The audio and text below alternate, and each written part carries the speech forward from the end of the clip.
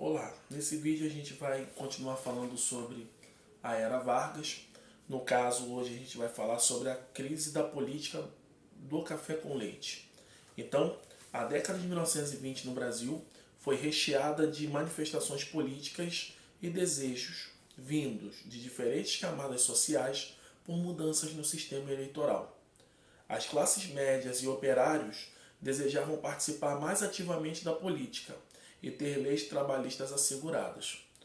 Os intelectuais e alguns oficiais do exército contestavam um modelo fraudulento do coronelismo que sustentava a política do café com leite. Então, nos anos 1920, a política do café com leite ela já era muito criticada. Na verdade, esse modelo estava estabelecido desde 1894, ou seja, haviam mais de 30 anos daquele revezamento político entre fazendeiros de São Paulo e Minas Gerais, e não havia nenhum tipo de mudança. Economicamente o país era agrário, havia muito pouca participação popular, as classes médias urbanas estavam insatisfeitas, assim também como muitos militares. Então, o ano de 1922 teve muitos exemplos marcantes desses descontentamentos. A Semana de Arte Moderna, a fundação do Partido Comunista e a revolta dos 18 do Forte de Copacabana demonstravam a oposição de alguns setores da sociedade brasileira, de modos variados, às conjunturas políticas e econômicas do país. A controversa eleição do mineiro Arthur Bernardes e sua posse naquele ano fizeram governar sob estado de sítio, ou seja, fizeram governar sob estado de sítio. Dando continuidade ao acordo entre São Paulo e Minas Gerais, o paulista Washington Luiz assumiu em 1926. A oligarquia de Minas Gerais esperava que Washington Luiz indicasse um candidato mineiro, o que seria natural dentro desse arranjo político.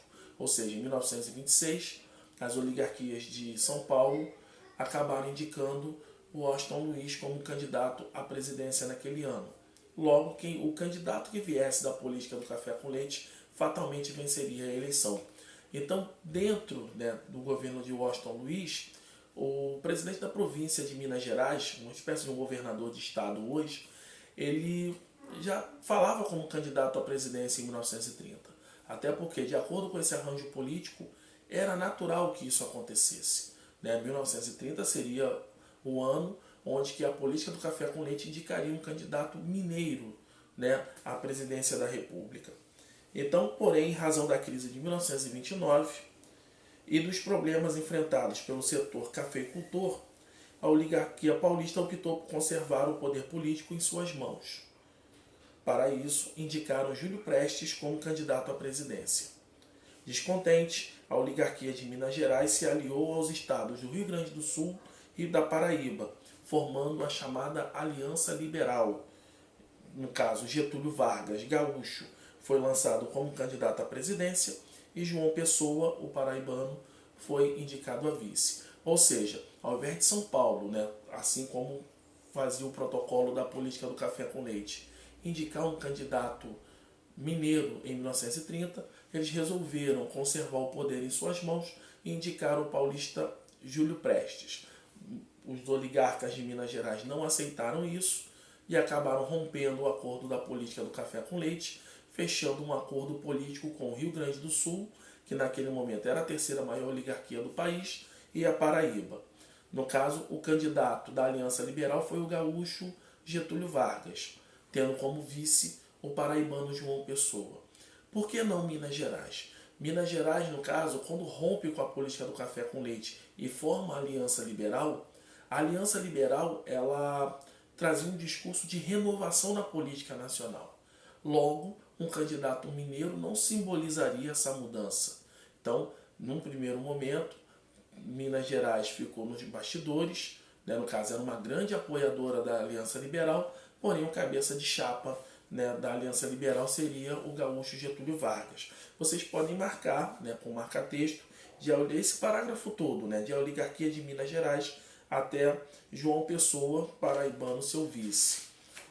Então, na página 392, a Aliança Liberal ela tinha entre suas propostas eleitorais a moralização política, o voto secreto e estendido para as mulheres. Também defendiam a criação de leis trabalhistas e uma justiça eleitoral que assegurasse a lisura dos processos políticos. Esse plano de governo, apresentado pela Aliança Liberal, ia de encontro aos anseios, de vários setores da sociedade, como trabalhadores, classes médias urbanas, militares e mulheres. Além disso, era a chance de derrotar a oligarquia cafeeira e retirá-la do poder. Então vocês podem sublinhar também esse parágrafo de suas propostas até retirá-la do poder. Então aqui nós temos as principais propostas da Aliança Liberal, caso conseguisse ser eleita, isso aqui seria implantado. Então, entretanto, Júlio Prestes, candidato paulista, representante dos cafeicultores, venceu a eleição de 1930, frustrando a possibilidade de mudança. A Aliança Liberal não aceitou a derrota e alegou fraude eleitoral.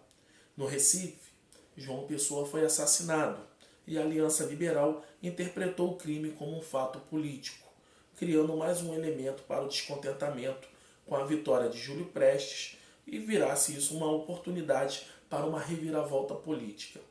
Iniciaram-se movimentos de revolta nos estados do Rio Grande do Sul e de Minas Gerais, atingindo em seguida alguns estados do Nordeste. Então, o exército destituiu Washington Luiz da presidência e impediu que Júlio Prestes assumisse o cargo.